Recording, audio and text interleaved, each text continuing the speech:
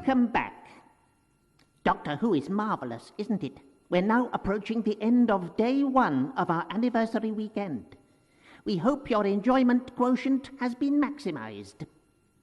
There is no doubt Doctor Who has been a great benefit to generations of galaxies, but why aren't his adventures made for television anymore?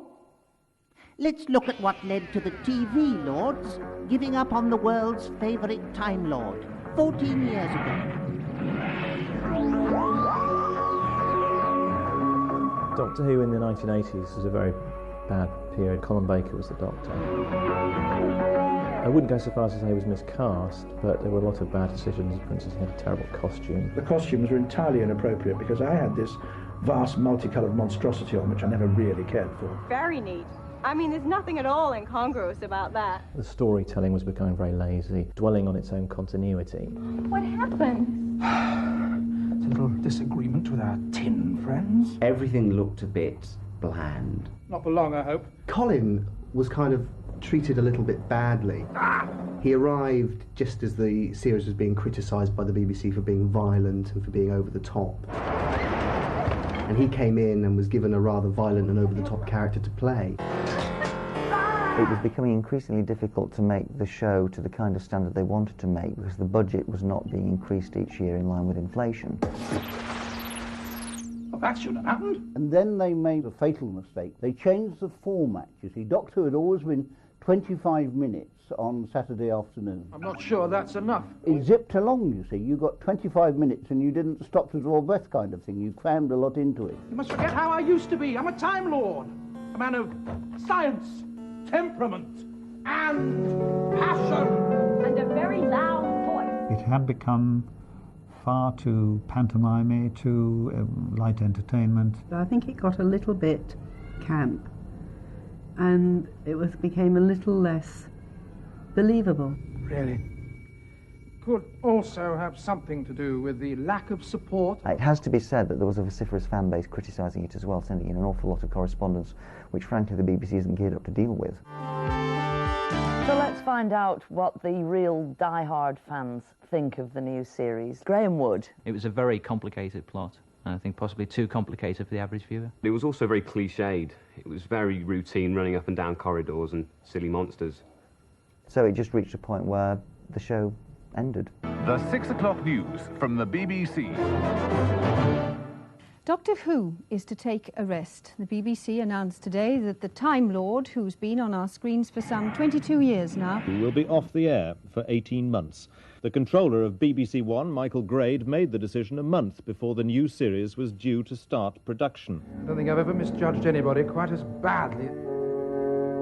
I don't think Michael Grade personally liked the series. Michael Grade's kind of gained a reputation as being the kind of nemesis of Doctor Who fans. If I was in charge of something, I might have personal preferences, I might not like it, but I'd still put it on because that's what people want.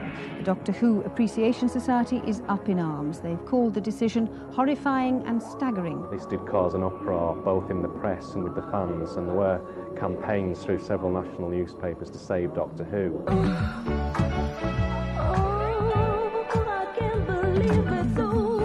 I did the odd thing. I wrote to my MP, I wrote to the Radio Times.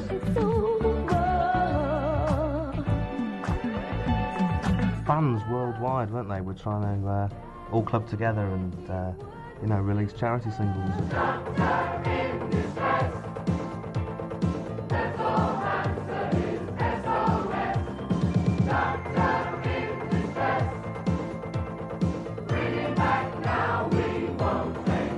Doctor in Distress was a very, very quickly made single with Colin Baker and Nicola Bryant and various pop stars of the day. B-list celebrities. It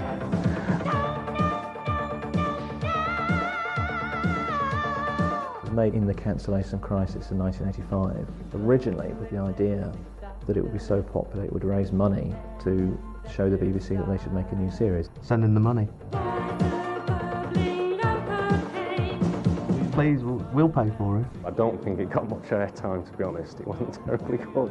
Because it was an appalling travesty of music, it didn't really make a lot of money, so they just donated it to charity.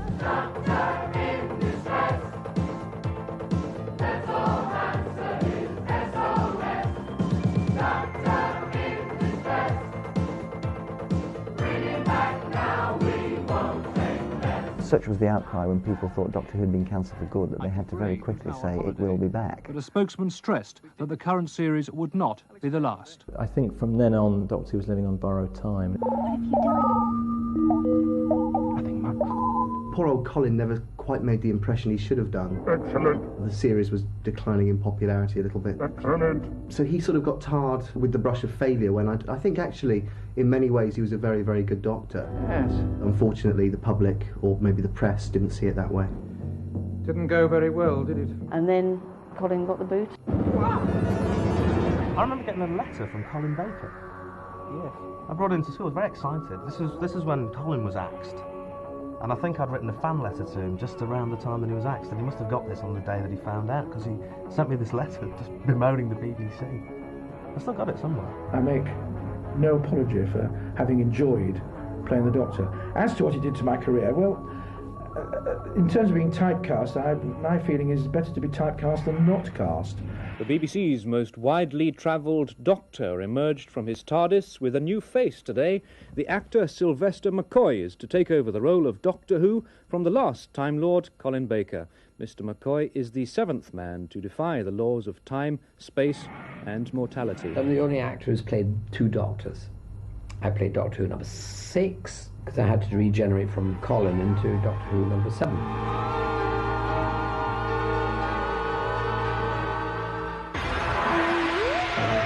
Sylvester had quite a hard time because he'd started off with this pantomime character of the Doctor where it hadn't been written specifically for him. Yes, well, you could be right. I wanted to bring back that mystery and uncertainty that had been the early Doctor's role. And I think he had a big job of getting Doctor Who, in the public's mind, back on the rails after that turbulent time. Strange business. Sylvester McCoy was one of the best Doctors over the years, but I think he was let down by stories, budget constraints and special effects that were often dreadful. Ace! What became a pantomime version of It Saw Herself. The dragon's supposed to be guarding a fabulous treasure. Oh, treasure? What treasure? We're not talking to you. I don't think you got half of what you would get from Tom Baker clowning around like that. It would have been axed years ago, I think, if he'd tried to bring that out in the 70s. By the time we hit the 3rd season and we were presenting a much more powerful, much darker Doctor, I think we were really beginning to hit our stride. I dreamed that one day everything would come right. The schedulers then decided to try and put it up against Coronation Street. When you move a programme that's been on basically for about 20 years to different time slots all over the place, competing against popular programmes on ITV, I think you've got to wonder, do the BBC have much faith in it anymore? He's a dead man. And I think it's a number of these factors which all came together which made the BBC say, right, well, that's it. Why do you think the BBC axed Doctor Who after Sylvester? Have you seen them?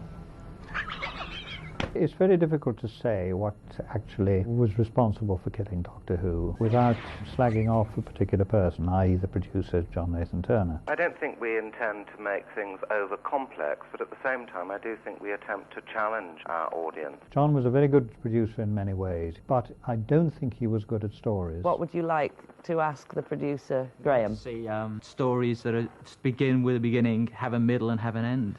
Oh! We'll certainly take on board the points. He got the whole feeling of the show wrong. Yes. It's a shame that it ended when it did. I think that another season could have kind of set the seal on it and really could have shown what Sylvester was capable of. I sympathise with your disappointment. I always think of Doctor Who a bit like Monty Python. The BBC are happy to bring them in the world and they're happy to nurture them, but they don't perhaps clutch them to their bosom. And then later on, because of the way these programmes are and the way they have this appeal and effect and allure on fans, they become great programmes and sooner or later are assimilated back into the BBC as bona fide classics. And I think it's almost despite the BBC rather than because of it. One day, when we return home, I shall erect colossal statues in your honour. That's it for today. That's for day 1. Never mind, there's plenty more where that came from tomorrow, including all of this. 12 hours of Doctor Who from 7 a.m. tomorrow, here on UK Gold. I wish you a good night.